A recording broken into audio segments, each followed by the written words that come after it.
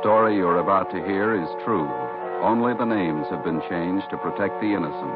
Fatima Cigarettes, best of all long cigarettes, brings you Dragnet.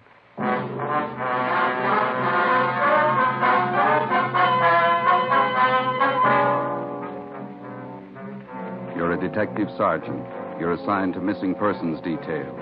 A 10-year-old boy disappears from his home in a remote section of the city. 2 nights and 2 days pass. There's not a trace of the boy. Your job, find him. Friends, compare Fatima with any other king-size cigarette. You'll find a world of difference. Yes, in Fatima, the difference is quality. Quality of tobaccos. The finest domestic and Turkish varieties. Extra mild, superbly blended. To give you a much different, much better flavor and aroma. Quality of manufacture. Smooth, round, perfect cigarettes. Rolled in the finest paper money can buy. Manufactured in the newest and most modern of all cigarette factories. Quality.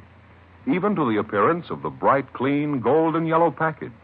Carefully wrapped and sealed to bring you Fatima's rich, fresh, extra mild flavor. So compare Fatima yourself today. You'll find Fatima's now cost the same as other long cigarettes, but your first puff will tell you... Ah, that's different. Yes, in Fatima, the difference is quality. Buy Fatima.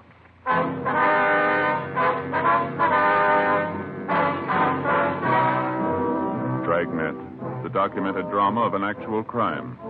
For the next 30 minutes, in cooperation with the Los Angeles Police Department, you will travel step by step on the side of the law through an actual case transcribed from official police files. From beginning to end, from crime to punishment, Dragnet is the story of your police force in action.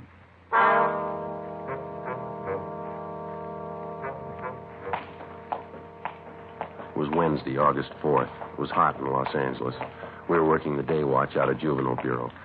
My partner's Ben Romero. The boss is Inspector Bowling. My name's Friday.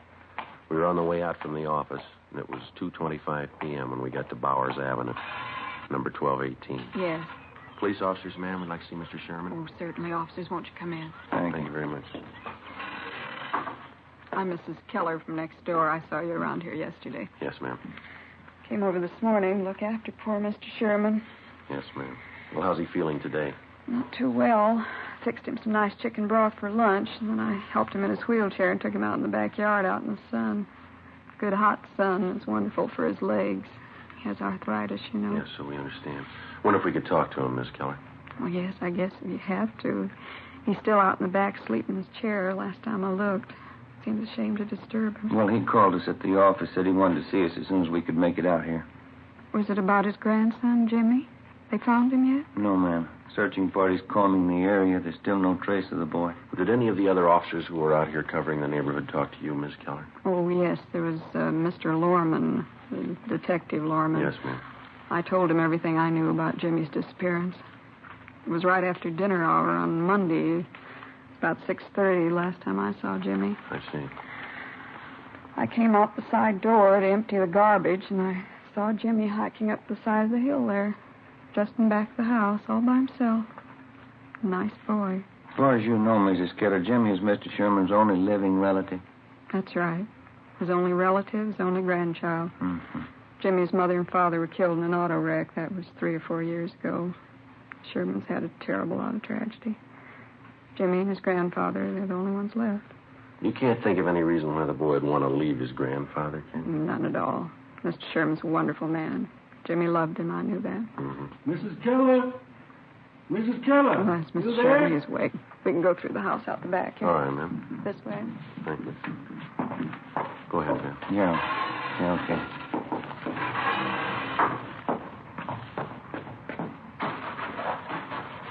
Visitors for you, Mr. Sherman. How are you feeling? All right, I suppose. Hello, Sergeant. How are you, Mr. Sherman? What about the boy?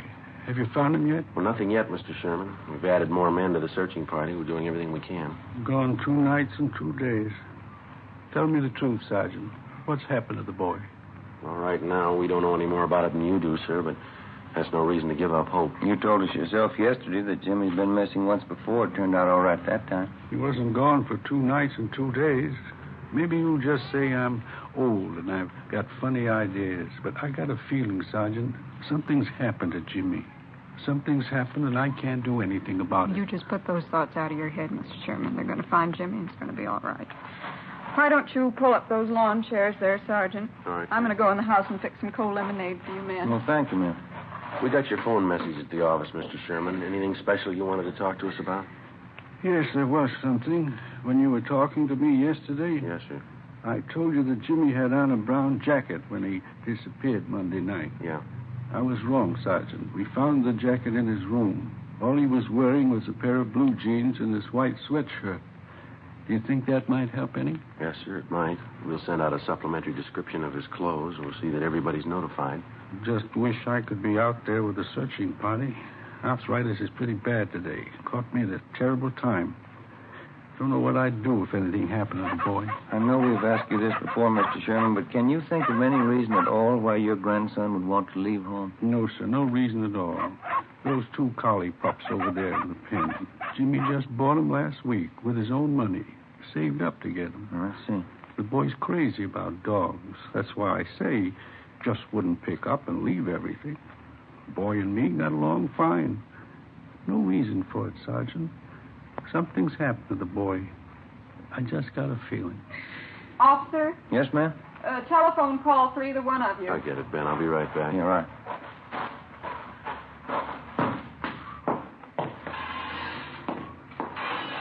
The man said it was your office calling. Thank you, Miss Keller. Where's the phone? Telephone's straight back there in the hall. Thank you very much.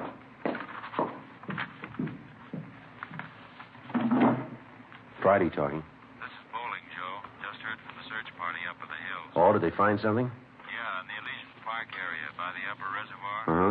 Found a pair of kids' trousers right by the edge of the water. What kind of trousers? Blue jeans, nothing in the pockets. They'll start dragging for a body as soon as they get the equipment. Check it out with a grandfather, huh? See if the boy was in the habit of hiking up there around the reservoir. Right. We'll call in just before we leave here. Right, Joe. Right, bye.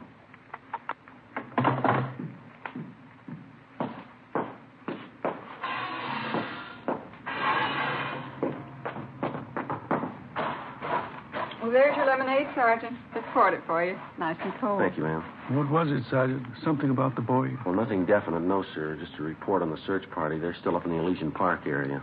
Oh, I see. Did your grandson Jimmy do much hiking in that neighborhood up there, Mr. Sherman? Yes, I think he did. Likes to hike up there around the reservoir. Why?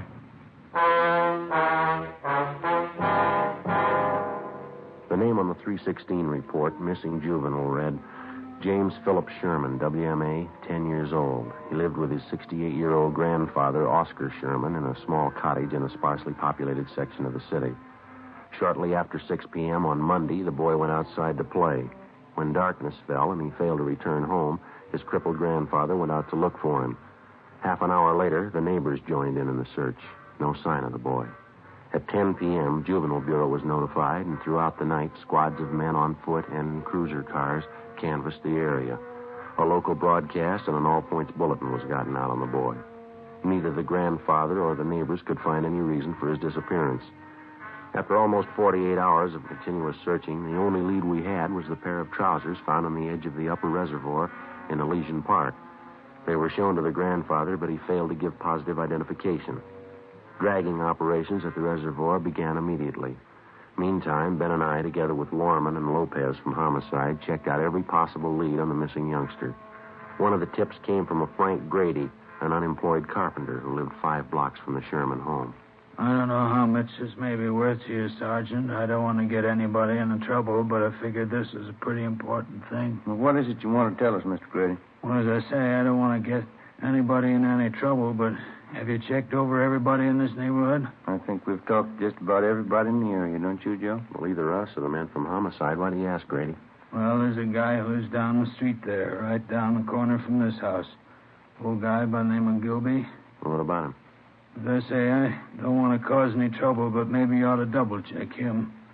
One thing, he's an ex-convict, I know that. Another thing, he hates everybody in the neighborhood. Hates the kids, too.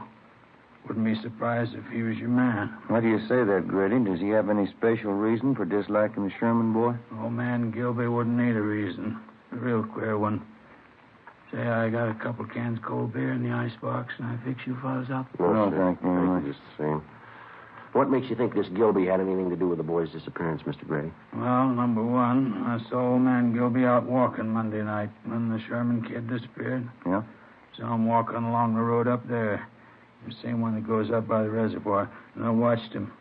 It was dark by the time he got back to his house. I'd check on him again if I were you. As far as you know, has Gilby ever been in trouble for bothering the kids in the neighborhood? Oh, Sergeant, he bothers everybody in the neighborhood. Real queer. Lives by himself, always complaining about something. Frankly, I think he's your man. I think he took that kid and he did something to him. Well, do you have anything at all to back up your opinion? You dig around, you'll find something on him. There's no good, no bet on it. I've had a couple of run-ins with him myself. He just isn't any good, that's all. Well, all right, Grady. Thanks for the tip. We'll be sure and double-check on the man. You won't tell him where you got the tip, though, huh? Like I say, I've had run-ins with him before. It might cause trouble.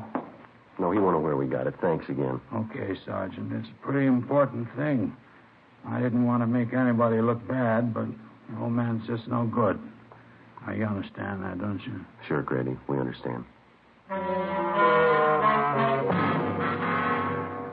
As a matter of routine, we double-checked on Grady's neighbor, Mr. Harold Gilby. We found out that he had no jail record and that he had been at work on Monday from 3 to 11 p.m. He could have had no direct connection with the Sherman boy's disappearance, no more than Grady himself could have had. The so-called tip he'd offered us was like 100 other phony leads in 100 other cases. Spiteful, small-minded neighbors trying to use a tragic situation to work out their jealousies and prejudice on somebody that they didn't get along with in the neighborhood. The search continued. So did the hot weather. Friday, August 6th. No sign of the missing boy. The temperature climbed into the mid-90s. Dragging operations at the reservoir went on. Saturday, August 7th. More legwork. More hot weather. By noontime, Ben and I had run down the last lead we had on 10-year-old Jimmy Sherman. Went nowhere. 1 p.m., we headed back for the office to check with Inspector Bowling. These are the days when I wish I had a little swimming pool in my backyard. Sure be nice to go home to. Yeah, well, save your money. No, it doesn't cost so much. No, I read in a magazine where a fellow built his own pool for $95.37. There can't be much of a pool, can it? Oh, yeah, it's good size. Of course, he did all his own labor. Had all his friends in to help out. He must have had a lot of friends, didn't he? Yeah, he did after he finished the pool. Friday, Ben? Hi. Oh, hi, Skipper. How'd you two make out? Anything? No luck at all. It makes it unanimous. Did you hear about the old man, the boy's grandfather? No, what happened? I guess the strain got too much for him. He collapsed. They're moving him to a hospital. Oh, that's too bad. Right. Our men still up there dragging that reservoir? Finished this morning. Nothing. Well, how about the search party? Nothing there either, I suppose. No, not a trace of the boy. It's a blind alley all the way around. How about the APB, the radiogram? Had 3 replies so far. None of them panned out. Here, grab it. Juvenile Bureau, Bowling. Yeah, Fred. No good, huh? Yeah, all right. Check you later. I heard it once. I heard it 50 times. No trace of the boy. Got me, Skipper. Something real weird about the whole thing. Well, now, look, we know he didn't just disappear into thin air. Kid's gone. There's a good reason for it. There's got to be an answer somewhere. That's right. You'll find it. Another week passed, and then a month, 2 months. We were no farther along than the day we started on the case. In November, we had a teletype from Chief Earl O'Clair of the Phoenix, Arizona Police Department. Reportedly, the Sherman boy had been seen in Phoenix. It was another false alarm. The Christmas holidays wore on into a new year. February came and went, then March, and April. Tuesday, May 3rd, 1:40 p.m. Ben and I got a call to check in with Inspector Bowling. This telegram just came in from Dayton, Ohio. Have a look. Thank you. Let's see, Joe. What is it? Jimmy Sherman. They found him.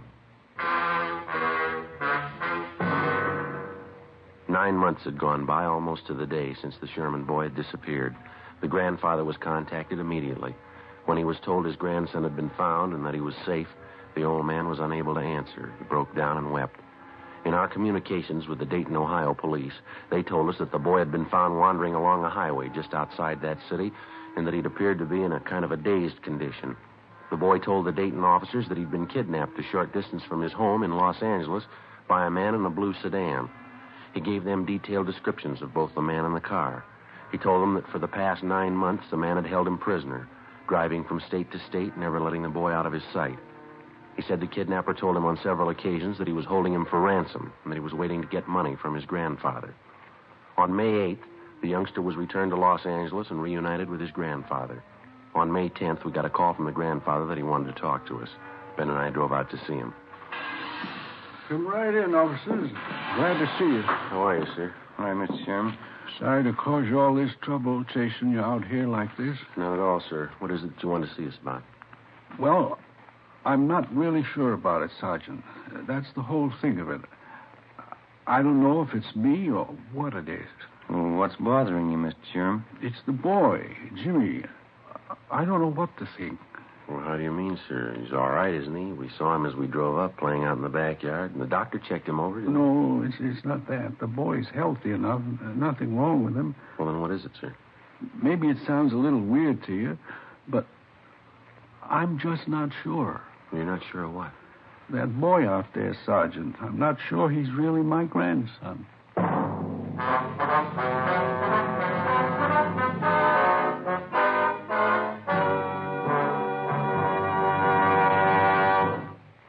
You are in the communications division of a Metropolitan Police Department, the teletype room.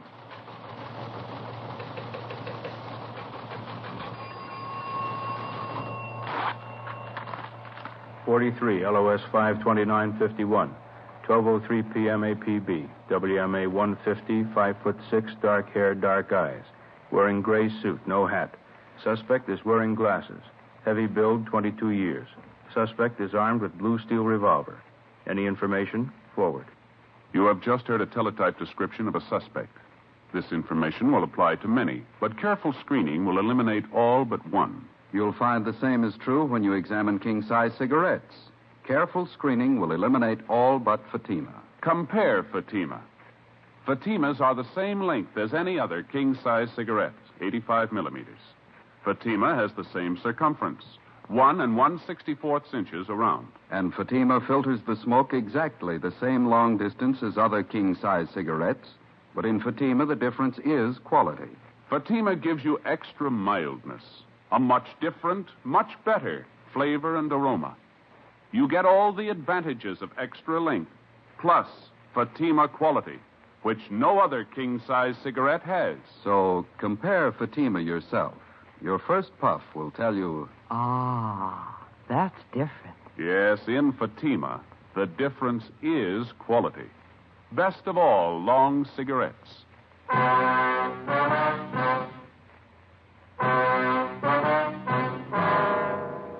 Tuesday, May 10th, 2 p.m. When the aging grandfather, Oscar Sherman, told us that he wasn't sure whether the recovered boy was really his grandson, Ben and I didn't know what to think.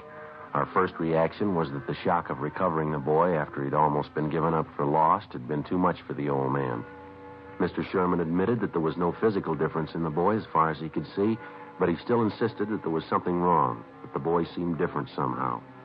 To satisfy the grandfather, Ben and I talked to the boy, but he failed to give us any reason to believe that he was not Jimmy Sherman. We checked with the boy's friends, all the people in the neighborhood who'd known Jimmy over a period of years. They confirmed our opinion. A few thought that the youngster had changed a little, but no one had any serious doubts about it. The boy was really Jimmy Sherman. So the matter was dropped.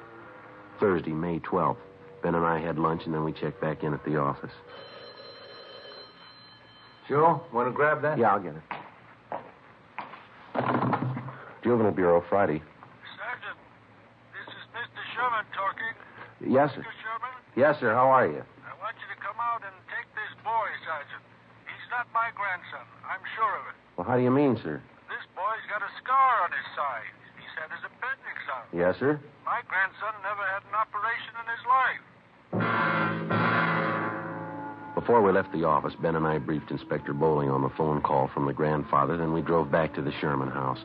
While Oscar Sherman didn't claim that he knew his grandson's complete medical history, He was certain that the boy had not had his appendix out and that he had not had an operation.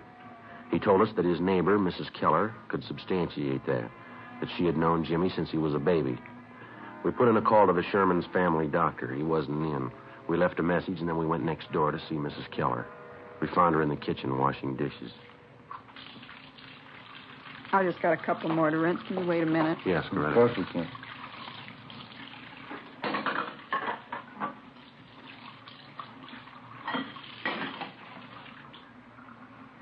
No, to tell you the truth, Sergeant, I just don't know what to think about Mr. Sherman.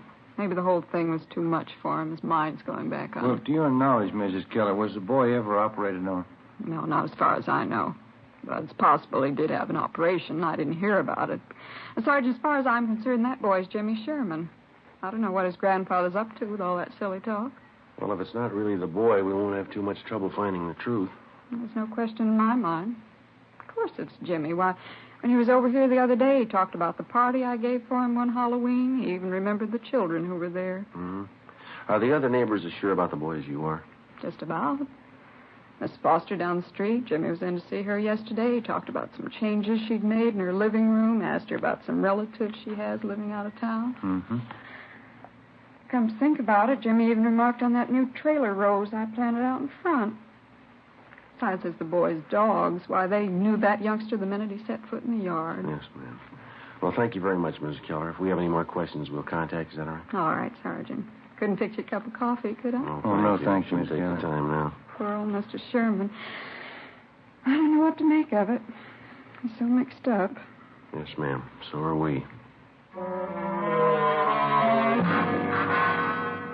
We left the neighbor, Mrs. Keller, and went back next door to the Sherman house. The grandfather told us that the family doctor hadn't returned our call yet. At 3:30 p.m., the boy came home from school, changed his clothes, and went out into the backyard to play. We figured we had nothing to lose in talking to the boy again. We found him in the small workshop at the rear of the garage where he was sawing on a piece of plywood with a hacksaw. We talked to him for about 20 minutes. It was no different than the first time we interviewed him. He was relaxed and talkative. Say, would you hand me that hammer there, officer? Oh, yeah. Yeah, here you go. Thanks. Well, if I ever get this thing finished, it's going to be the best coaster around here. These are the wheels I'm going to put on it. Pretty good, aren't they? Yeah, they look fine, son. You like building things, coasters and things like that? Oh, yeah, I like it all right. It's fun. Your granddad says you've changed quite a bit since you got back, Jim. Says you didn't like working around the shop here before. Well, I guess I don't really. You know, once in a while I like to come out and fool around. Mm-hmm. Have you seen Mr. Barlow down the street since you've been back? Mr. Barlow? No, I went down to see him, but he wasn't home. Maybe I'll go down and see him tomorrow. His name isn't Barlow, is it, Ben? I thought it was Robinson. Oh, yeah, that's right, Mr. Robinson. Sometimes I forget. How do you and your grandfather get along, Jim, all right? Oh, sure, every once in a while looks kind of funny at me. I don't know. I guess he's still worried about that man taking me away, you know, and all. Uh-huh. How you been feeling lately, Jim, okay? Sure, I feel fine. Hardly ever get sick. That's good. You ever been in the hospital, son? Uh-huh, just once. Had my appendix out. I hate hospitals. Can I have that can of nails there, please? Oh, yeah. Yeah, here you are. Gotta make this good and strong, you know. I'd like to ask you a question, son. Yeah? What's your real name? I'm Jimmy Sherman. You know that. No, I'd like to have the truth, son. Who are you? You must be fooling, officers. You know who I am. Jimmy Sherman. No, Jimmy Sherman never had his appendix out, son, but you did, and you've got a scar to prove it, haven't you? Sure, I had my appendix out. Ask my grandpa. He'll tell you. I'm afraid he won't, son. He says he's not your grandfather. He says you don't belong here. His grandson never had an operation in his life. How about it, son? You want to tell us about it? Oh, Grandpa isn't feeling well. He doesn't know what he's saying. Well, he knows you're not his grandson. Now, come on. What about it, son? All right. I'm not Jimmy Sherman.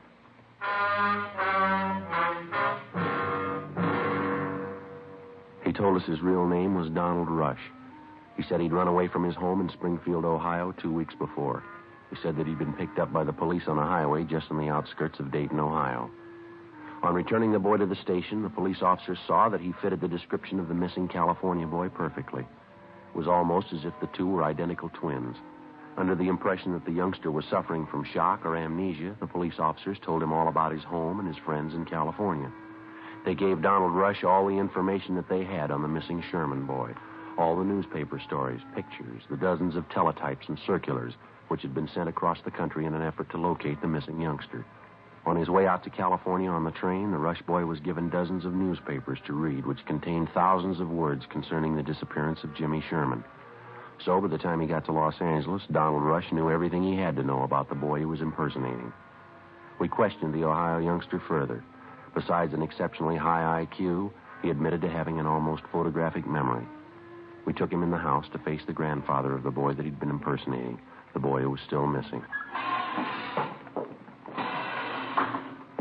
Mr. Sherman. Yes, Sergeant. Sit down, won't you? The boy here has a confession for you. He wants to tell you himself. I think I know. I was right all along, wasn't I, Sir? I didn't mean anything by it, mister. I just thought it'd be fun to make out like I was somebody else for a while. You wouldn't know the difference, would you, Sergeant? No, sir, I'm afraid I wouldn't. That picture over there on the mantel and the boy here, they look exactly alike to me. There's only one thing I'd like to know, son. Yeah? Why'd you do it? Why'd you try and fool me? I don't know, mister. I ran away from home, and the cops picked me up near Dayton. They thought my name was Jimmy Sherman. They said I was a missing kid from California. Well, why didn't you straighten them out right then, son? I was kind of afraid, and if I told them what my real name was, they would have sent me back home. So I just let them think I was really Jimmy Sherman. And they seemed to be pretty sure I was. How long did you think you could keep it up, son, pretending you were somebody else? I don't know. Guess I never thought much about that. I got here, and everybody was nice to me. I just didn't think about anybody finding out. Honest, mister, I didn't mean to do anything wrong. I didn't mean to hurt anybody. And you never saw my grandson? You never saw Jimmy? No, sir. I just got on the train. They brought me out here. You don't know where he is? You don't know how he is? All right, try to take it easy, Mr. Sherman. Why would you do it, boy? You're a stranger. Why would you try to fool me about Jimmy? I'm sorry, mister. I didn't mean it. Honest, I didn't mean it. Thought I had him back. Thought I had him back.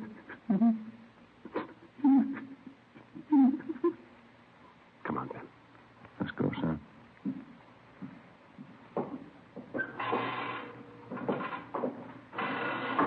I didn't want to make him cry like that, Sergeant.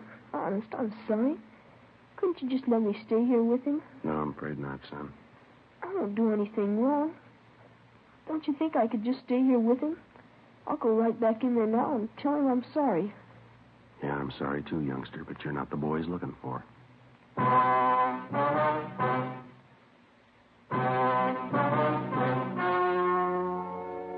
The story you have just heard was true. Only the names were changed to protect the innocent. On Wednesday, May 20th, a meeting was held at the Juvenile Bureau, City and County of Los Angeles, State of California. In a moment, the results of that meeting. And now here is our star, Jack Webb. Thank you. Friends, I hold in my hand a new pack of Fatimas. All I need to prove that Fatima is the best of all long cigarettes. Now here on the side, you'll find this statement. Fatima contains the finest Turkish and domestic tobaccos, superbly blended to make Fatima extra mild. Fatima gives you all the advantages of extra length, plus Fatima quality, which no other king-size cigarette has. So tomorrow, buy a pack of Fatimas. I know you'll find that in Fatima, the difference is quality.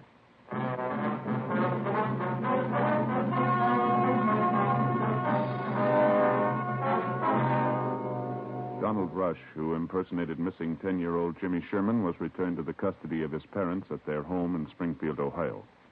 4 months later, the body of Jimmy Sherman was discovered buried on a farm on the outskirts of Riverside, California. The boy had been murdered. His killer, a farmer in the neighborhood, was subsequently apprehended and brought to trial.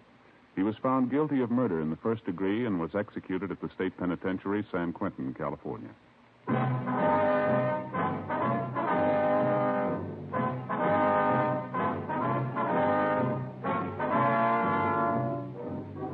have just heard Dragnet, a series of authentic cases from official files. Technical advice comes from the Office of Chief of Police W.H. Parker, Los Angeles Police Department. Fatima Cigarettes, best of all long cigarettes, has brought you Dragnet, portions transcribed from Los Angeles. Stay tuned for Counter Spy, next over most NBC stations.